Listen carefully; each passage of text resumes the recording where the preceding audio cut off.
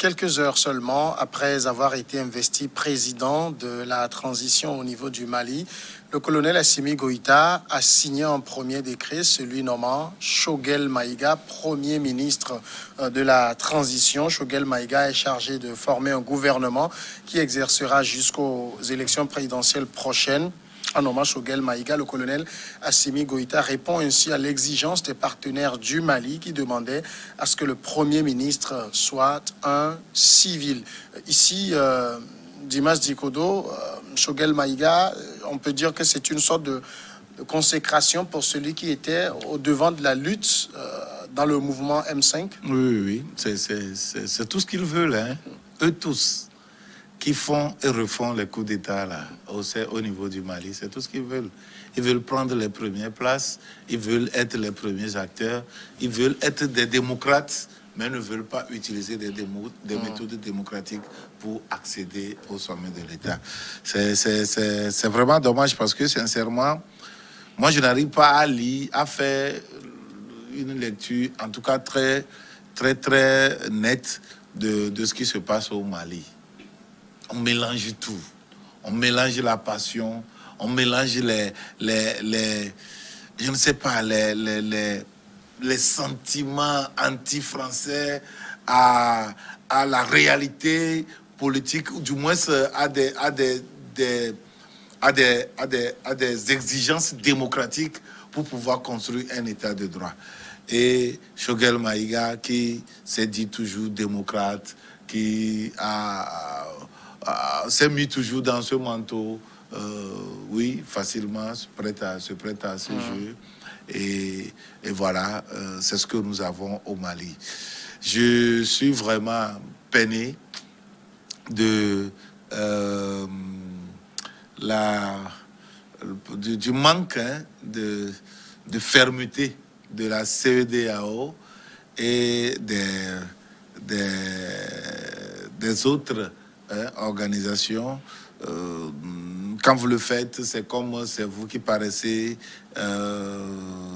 pro-français et ceci, mais ce qui se passe réellement sur le terrain malien, je vous dis que c'est un recul inadmissible de la démocratie. En hommage, Choguel Maïga, qui est une des figures de pro du M5, ça veut dire que le colonel Assimi Goïta s'adjuge un peu le soutien du M5?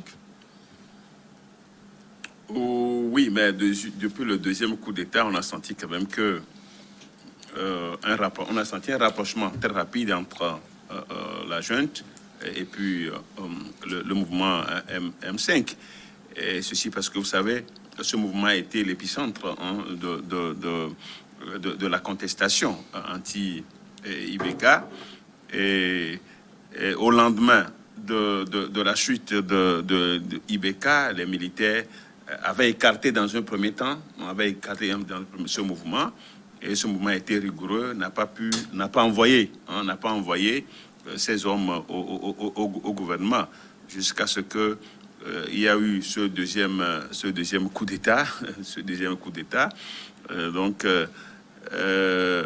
le colonel Assimi Goïta a senti quand même que la mobilisation est de côté de M5, donc il fallait cohabiter avec M5. C'est vrai quand même que la situation au Mali est très confuse. Ça, il faut quand même avoir le courage de dire. Elle est très confuse parce que la Cour constitutionnelle, l'intervention de la Cour constitutionnelle, de la Cour suprême, dans un coup d'État, en tout cas, moi, en tant que démocrate... On les a forcés. Tout cela, c'est de la salade. Il faut avoir le courage de dire c'est de la salade.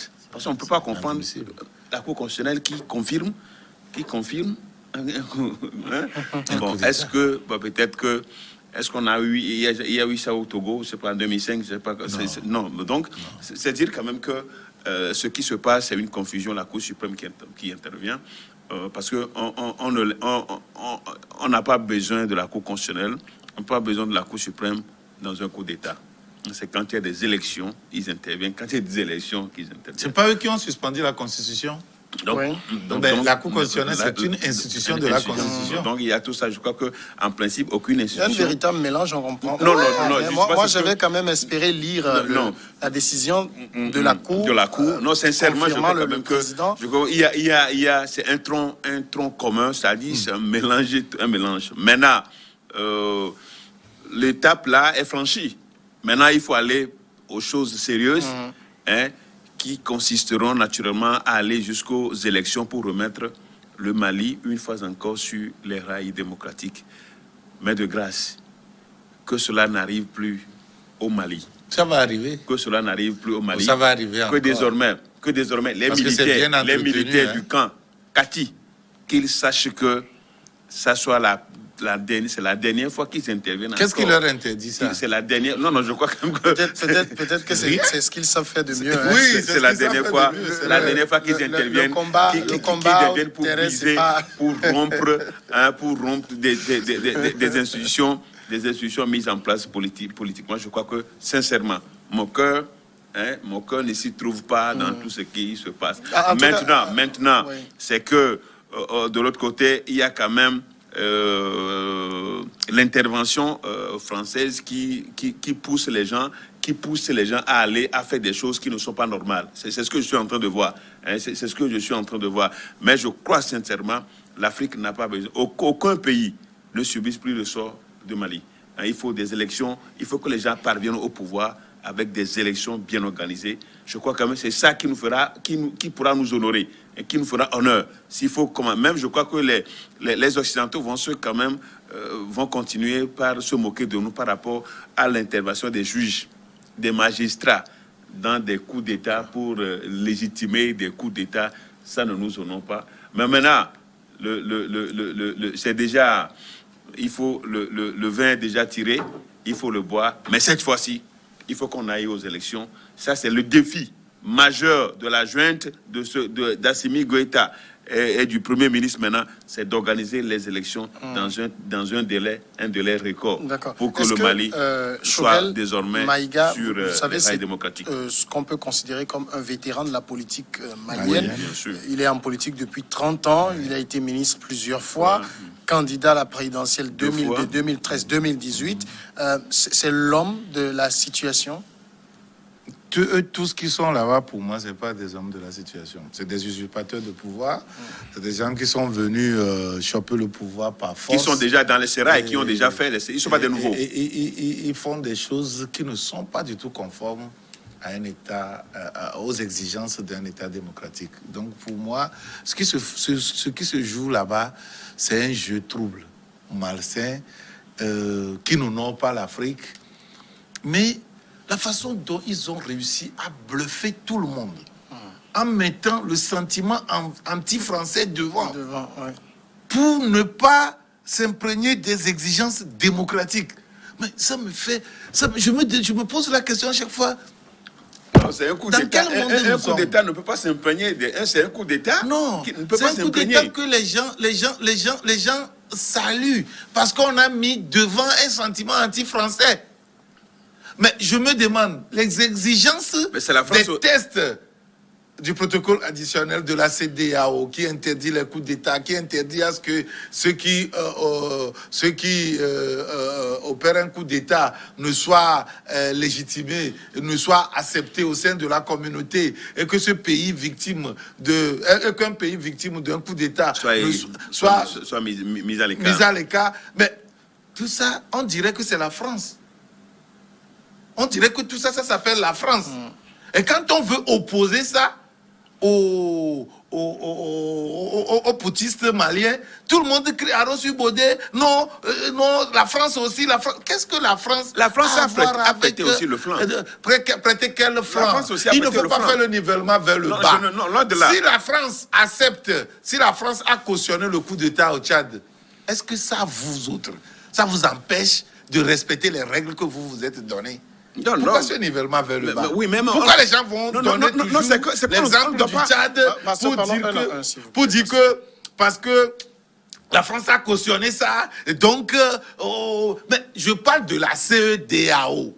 Oui. Je ne parle pas de la France. Oui. Les positions françaises, c'est mue par les intérêts. Ça, c'est ça la France. La France essaie de lire ce que vous-même, vous voulez sur le terrain. Elle vous accompagne comme cela. Si vous voyez la France qui a toujours cautionné et soutenu, ensemble avec les États-Unis, le régime militaire de l'Égypte.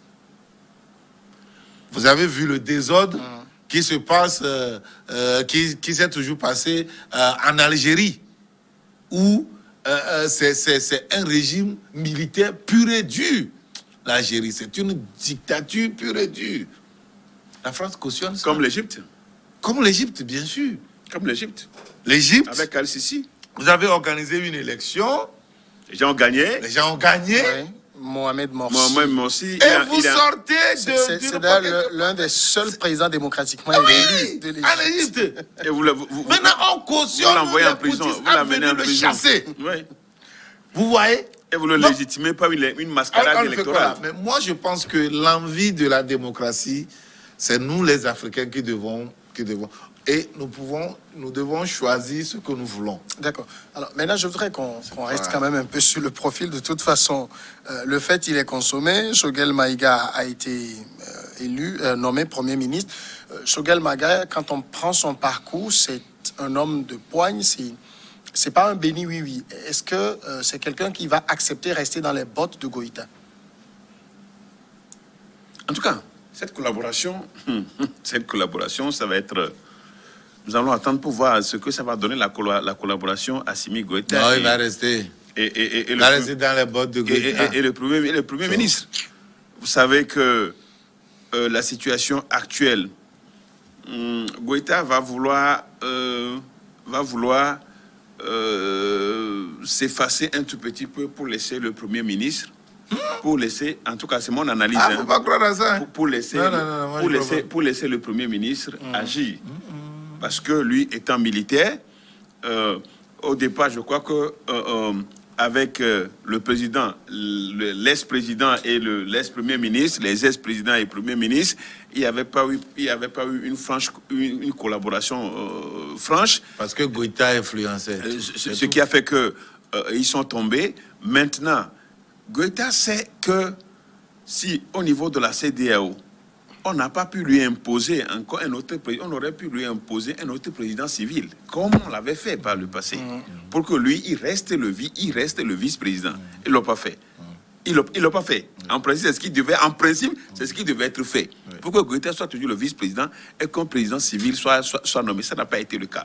Et la CEDEAO seule sait pourquoi. La CEDEAO veut accompagner l'opinion. La CEDEAO si vous voulez dire, la CEDEAO veut accompagner l'opinion. La CEDEAO seul sait. Maintenant qu'il est le chef de l'État avec un Premier ministre, il y a lieu quand même que Goïta, c'est vrai qu'il s'impose pour permettre à la transition de réussir et qu'il arrive à terme et que les organes soient organisés et que les autorités élues, les autorités civiles élues soient instituées pour accompagner la démocratie. Il a intérêt à le faire et quitter par une porte honorable, non, pas la grande porte, pas la grande porte. Lui, c'est pas ça. En tout cas, il faut qu'il sache que c'est ce qu'il doit faire. S'il ne le fait pas, alors là, l'espoir que tous les Maliens ont porté sur lui avec ce deuxième coup d'État.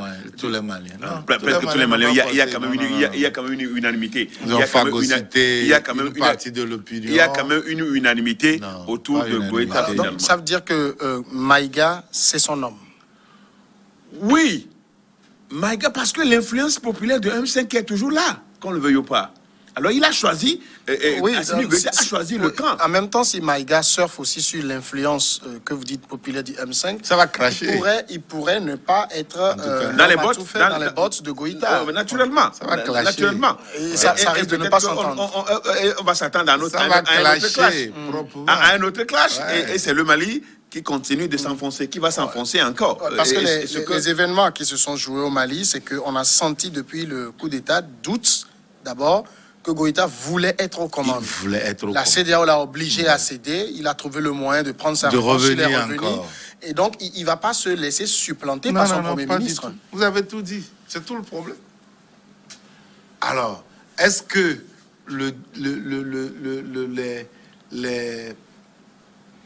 les aspirations du M5 se retrouvent réellement dans les aspirations de Goïta. Non. Goïta veut le pouvoir. Il veut le pouvoir pour l'exercer. Il se donne les moyens de l'avoir, des moyens illégaux, bien sûr. Il est venu par la force. Il a forcé le droit à être de ses côtés. Hein? Il a forcé la Cour constitutionnelle à l'accompagner dans ses dérives. Et il se sent légitime et légitimé. C'est quelqu'un qui veut le pouvoir et l'exercer. Ce n'est pas quelqu'un qui est venu pour rétablir... De manière transitoire. Moi, non.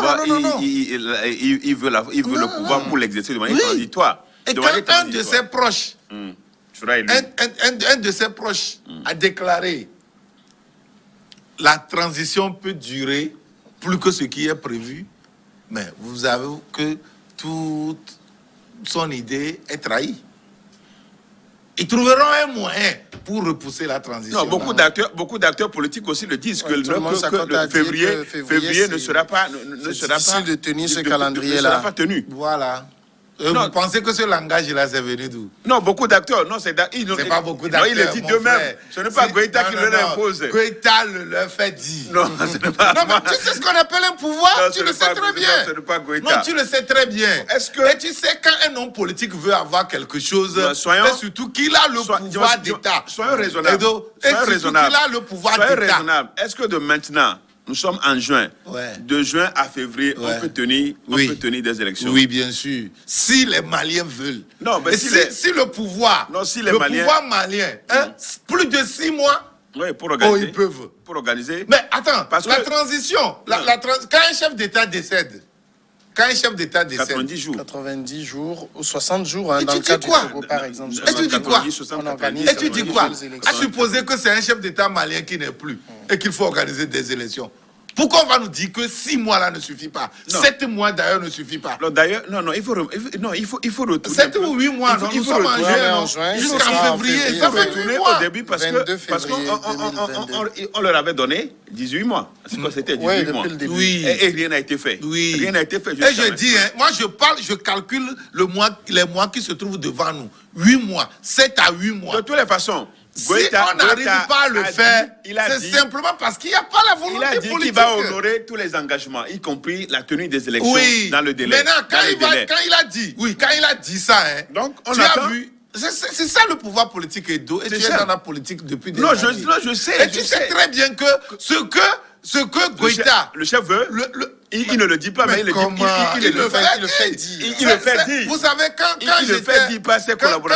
quand j'étais arrêté, et on était en train de faire mon procès, vous savez ce que un de mes avocats, l'ancien ministre, maître Amadou Yakoubou, a dit au président du tribunal quand le procureur était en train de requérir 6 mois avec sursis, je pense 6 mois avec sursis, pour tentative de diffusion de fausses nouvelles. Ouais, tentative, un délit qui ne se trouve dans une infraction qui ne se trouve dans aucun code pénal. Soit c'est diffusion de fausses nouvelles. Soit tu as diffusé, c'est tentative. On ne peut pas tenter de diffuser. En tout cas, soit on le fait, soit on ne le fait pas. Ils ont fabriqué, parce qu'ils ont tout cherché, ils n'ont rien trouvé, ils ont fabriqué ce délit. Et mon avocat disait, un homme intelligent ne commet pas de crime. Mais il s'arrange à ce que quelqu'un le commette à sa place. Parce qu'il veut bénéficier de ce crime. C'est comme ça. Les politiques ont toujours agi ainsi. Si ça les arrange, c'est ce que tu as dit. Un homme politique ne parle pas. Mais il va faire dire ce qu'il veut, pas un autre. Il a déjà le pouvoir. Et donner des fois l'impression que lui, c'est comme lui, il est contre, c'est comme lui, ce n'est pas lui. Mais non, il a déjà le pouvoir d'État. Il est en train de l'exercer. Et donc, cette déclaration-là... Je crois que ce qui est aujourd'hui... Maintenant, par rapport à Goïta, quand on voit, j'ai parlé de son pedigree tout à l'heure, ancré dans la politique malienne, qui a de grandes ambitions politiques, 3 fois candidat à la présidentielle, est-ce que lui-même, il j'ai envie de dire, il ne met pas fin à ses ambitions en entrant dans la transition. Il ne pourra plus être candidat en 2000. C'est ce que dit la charte. Si la charte n'est pas revisitée. N'est pas traficotée. Pas revisée, revisitée. N'est pas traficotée. Si la charte n'est pas traficotée, en tout cas. donc ils ne sont plus éligibles. Oui. Donc, Tous les deux d'ailleurs. Il met fin à ses ambitions. Et ce serait parti pour 5 années à venir. Alors qu'il est en train de prendre l'âge. J'aurais aimé quand même que lui, une figure de proue, c'est une figure de proue, il puisse plutôt céder à quelqu'un d'autre et que lui et l'imam Dicko et les autres puissent surveiller les acteurs les acteurs directs de la transition. Maintenant, ça va être très difficile pour lui, mais moi, ce que je souhaiterais, c'est qu'il réussisse avec Goïta cette transition. C'est tout ce qu'on peut dire. C'est que les deux réussissent cette transition et qu'ils relèvent le défi, parce qu'il y a un défi qui leur est lancé. En tout cas, par la communauté internationale, par la CEDEAO, par l'Union africaine. Vous savez que le Mali est suspendu de toutes ces instances-là, de la CEDEAO et de l'Union africaine. On voit... Même la Banque mondiale. Même la Banque mondiale, tout ça là, c'est des tentacules de la France, tout ça là, on sait. Parce que quand la France sort, donc eux aussi vont sortir, c'est tout à fait normal. Maintenant, il faut qu'ils relèvent ce défi et prouver à la communauté internationale que réellement, il a de très bonnes ambitions patriotiques pour le Mali. Moi, c'est maintenant la question, c'est ce que moi je souhaite. Si le président a mis en place, on n'est pas encore là-bas. Oui. Je me dis qu'il y a seulement deux choses devant Goïta, où Goïta arrive à modifier la charte pour se représenter. Alors là, il aura la CEDEAO sur son. Alors là, il y aura vite les élections. Où il l'a pas fait. Il va proroger encore au plus loin possible. En tout cas, il trouvera les moyens pour repousser. D'ailleurs, je pense que l'armée avait même donné le ton dès le départ en parlant d'une transition de 3 ans. Ah oui, ils vont l'avoir. Ils vont l'avoir et finalement changer les choses. Comme on le disait, avec d'autres acteurs. J'ai écouté d'autres acteurs. Qui ont dit qu'il faut aller jusqu'à 18. Bienvenue les maintenant là, les 18 mois vont commencer par maintenant. D'autres disent que les 18 mois vont commencer. C'est pas ce que dit la CEDEAO. Parce que tu vas la pagaille là. C'est-à-dire pour lever les sanctions actuelles, il y a deux conditions. C'est qu'un gouvernement civil soit nommé, ça a commencé. Le délai et que le délai imparti soit tenu. Donc, si ils veulent se hasarder, aller au-delà de février 2022, je pense qu'on devra taper du poing sur la table. Moi, je pense que le problème malien, on n'est pas en train de le résoudre. On est en train de mettre ça dans le frigo. Le problème malien, la question malienne, on n'est pas en train de résoudre ça. Nous sommes en train de congeler ça. Vous allez voir comment ça va rebondir. Parce que la solution qu'on propose là, ce n'est pas là la solution. Non, pas du tout. On discutait sur une plateforme, un universitaire a osé me poser la question, est-ce que toi tu connais plus le Mali, plus que les Maliens? Je dis, mais nous sommes au sein d'une communauté. Et cette communauté a ses règles. Et quand un pays fait partie de cette communauté-là, il a l'obligation de respecter les règles de la communauté. Autrement, le pays peut sortir sans problème et faire tout ce qu'il veut. Mais quand vous voyez des universitaires même réagir comme cela, parce qu'il y a le mot France dedans, et qu'on mélange tout. On mélange tout. Mais je vous assure qu'il y a un problème. Parce que ce qui est certain aujourd'hui, c'est vrai quand même que c'est un coup d'État. Donc, il y a eu renversement des institutions de la République. Par 2 fois. Par 2 fois, pas autant de fois. Mais ce que je comprends, c'est que quand vous prenez les pays africains, vous prenez l'Union africaine, c'est qu'il y a des gens qui sont au pouvoir qui ne veulent pas partir, des mandats illimités, qui organisent les élections, qui les gagnent. Quel pays a un mandat illimité en Afrique? Non, je dis, quand vous voyez les chefs d'État, vous voyez Djibouti, vous voyez les pays où les gens...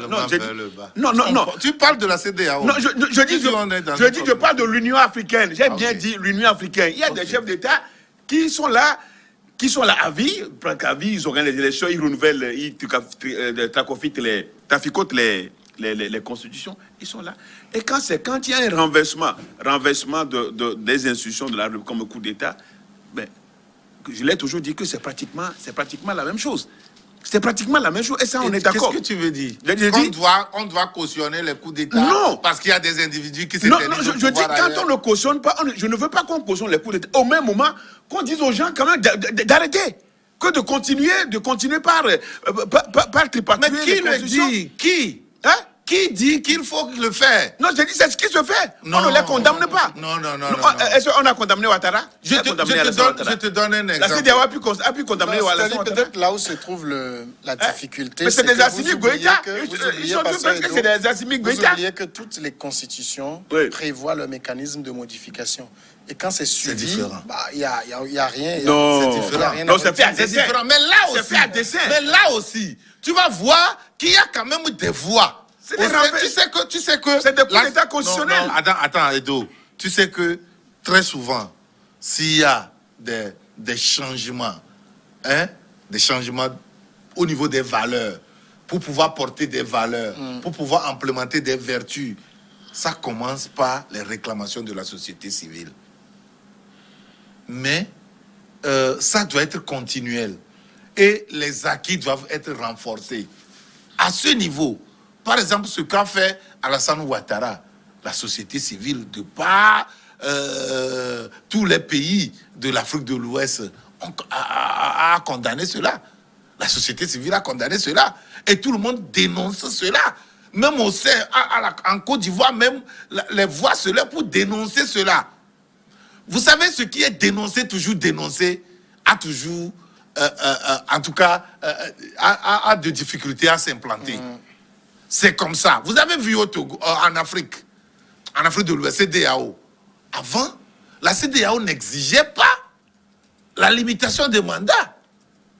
Mais la société civile, au sein de la CEDEAO, a tout fait pour que les pays limitent les mandats.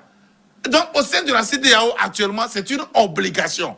Et vous n'allez plus voir un pays. Voilà. Et donc, s'il y a un problème qui se soulève après, soit disant que, bon, on veut modifier les constitutions, on veut faire ceci pour dire que qu'est-ce que Ouattara dit? Que c'est quelle république, troisième république, donc c'est pas quoi là, tout ça. Je vous dis que tout ça, ça va prendre fin. Et il faut lutter contre ça. Et il ne faut pas cautionner ça. Mais ce n'est pas à cause de ça qu'il faut cautionner un coup d'État militaire. Non. D'accord. Bien. Messieurs, on va marquer la pause maintenant et puis on revient dans une dizaine de minutes pour poursuivre.